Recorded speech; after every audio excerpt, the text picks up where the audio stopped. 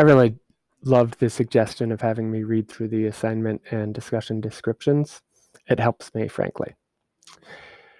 So, and you really should read and or listen to the intro that comes below, but I've chopped it out here because I think that's one of the barriers to for you all, is that there's so much blather that's good blather and important blather, but there's so much blather it's hard to figure out what are we doing here. So even though this still looks really long, it could have looked longer. So the overview is right here. The discussion details, what you do, is right here. This is the introductory blather that I cut out. Anyway, so essentially what this assignment is about is I feel bad for you guys, you all, based on what you talked about last week. So I figure I've got a lot of stuff not here that we're not going to discuss in this discussion that I'm working on in terms of figuring out ways to make things work better for you. But here, we're going to use Universal Design for Learning to do a barrier analysis of our current online discussion format, the way we do our online discussions. And hopefully through that, we'll come up with some good ways to reduce the barriers that the current online discussion structure creates. So it's really important to think about, like, why do I have online discussions? Because these are important enough to me that I've articulated them and I've designed a whole structure to get them done. And I've never been perfectly happy with them, but they're all right. So what goals do the online discussions target? In other words, why do I have them? They do a couple things. Number one, they exchange ideas and students, you all, exchange ideas in conversation, and you build understanding together.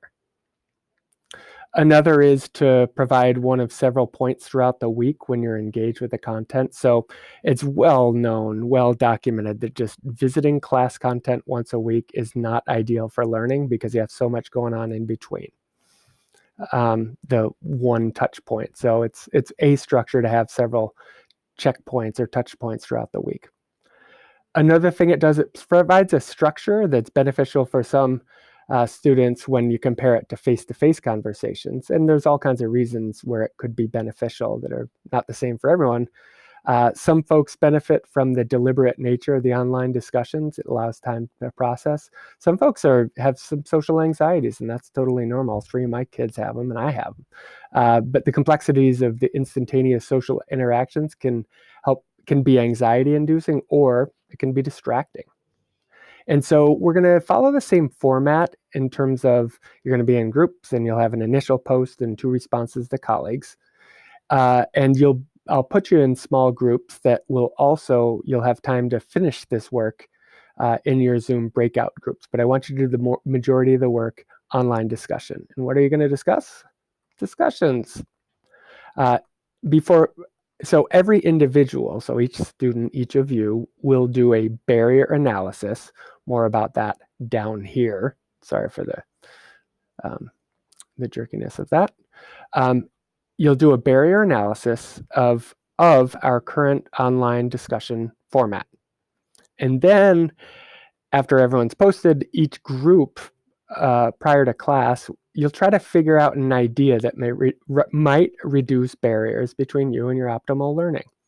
And so you'll each, if it's a group of 5, you'll have 5 different ideas about what barriers are important and what ways they could be reduced or eliminated.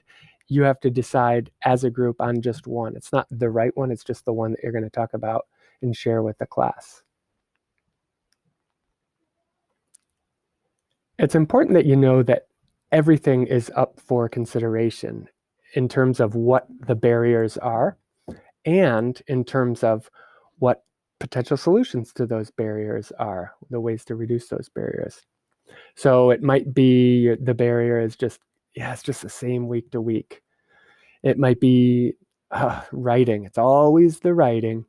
It might be that these online conversations, they're kind of okay, but they're fake, and we just go through the motions. There's no real personality, or it might be you're just not that interested. Or there could be anything else that I haven't thought of or written down here. So really, it is anything about the online discussion format. You're looking to find barriers. Barrier?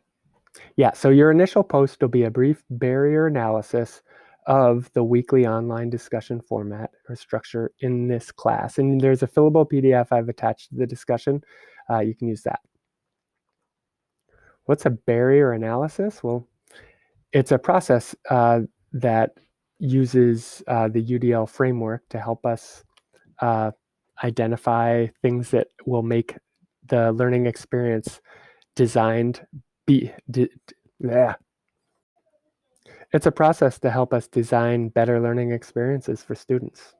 And the way it works in UDL, well, the way it works is first you take a look at the course itself, and in this or the whatever it is you're looking at. Here we're looking at the online discussion, just format, the structure, how it's been for you, your experiences, and just figure out a barrier that is created by the format or the structure that is a barrier between you and what I'm hoping that you all learn in the class or your optimal learning.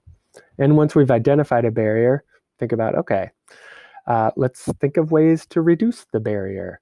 So if the barrier was that you just don't like writing is not an ideal way for you to express your thinking, then you would suggest other forms, like maybe we could do recorded video chats or other things. Now, it's important that you make sure in kind of coming up with whatever solution you come up with, and again, it's really anything's up for consideration. Describe how the intended learning outcomes that the online discussion format was originally designed to meet. Describe how those are maintained, not necessarily in your solution here, but somewhere in the class. So again, the section, what goals do online discussions target, is up here. The reason I do them, exchanging ideas and building understanding together, one of several touch points throughout the week. And it's beneficial for some students beyond the face-to-face conversations. So in your solution, your option that you suggest, make sure you include how those are either maintained in your proposal or maintained in other areas of the course. Your responses, just as a group, just come up with the option that you're going to present to the class. My hope is you'll have that option decided upon through the online discussion by the time class comes around Thursday.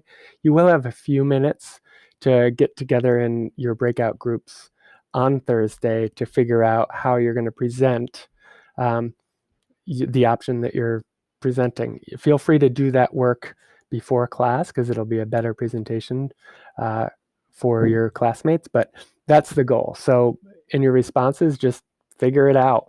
You should still respond to at least 2 colleagues. Feel free to try out any of the options in my courses that are different from writing. And so if you look,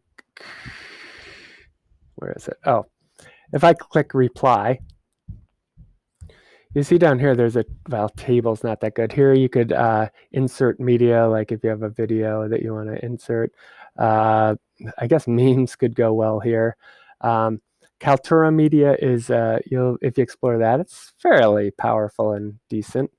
Here you have some external tools that might supplement a point. If you want to record or upload some media that you've already created, you go here. So there's all kinds of different ways, plus you can do attachments, all kinds of different ways to express your ideas that go beyond just the writing. Feel free to try that out this week in the discussion if you want to, but don't feel compelled to do so.